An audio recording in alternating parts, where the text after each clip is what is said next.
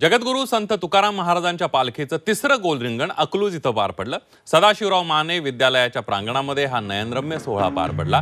झेंडेकरी, विणेकरी, टाळकरी आणि रिंगणाला प्रदक्षिणा घातल्या। त्यानंतर मानाच्या अश्वाचं गोल रिंगण झालं। अश्वांनी धाव घेताच ज्ञानबा तुकारामाच्या घोषणेनं संपूर्ण परिसर दणाणून गेला होता। आणि याचाच आढावा घेतला आमचे प्रतिनिधी श्रीकांत घुले।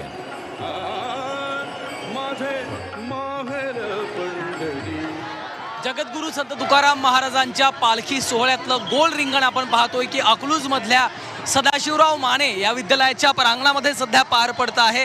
अभूतपूर्व असा हा खरं तर नयनरम्य सोहळा पाहण्यासाठी लाखो वारकऱ्यांनी वैष्णवांनी या ठिकाणी गर्दी केलेली आहे। सुरुवातीला झेंडेकरांनी गोल रिंगण घातलेलं आहे, त्यानंतर टाळकऱ्यांनी जे आहे ते गोल रिंगण घातलं, त्यानंतर जे विणेकरी असतात ते गोल रिंगण घालत असतात। आणि या पालखी सोहळ्यामधल्या ज्या महिला आहेत त्या महिला आपल्या डोक्यावरती तुळशी वृंदावन घेऊन संपूर्ण सोहळ्यात जात असतात, त्या देखील एक प्रदक्षिणा रिंगणाला घालत असतात। आणि त्यानंतर जे आहे ते मानाचा अश्व हा आता रिंगण प्रदक्षिणा पूर्ण करतो आहे। आणि या अश्वाच्या पायाखालची माती आपल्या कपाळी लावण्यासाठी आपण पाहतोय की वारकऱ्यांच्या अक्षरशः झुंबड उडत असते, कारण स्वतः जगद्गुरू तुकोबारायांची जी गादी आहे ती या अश्वावर विराजमान असते।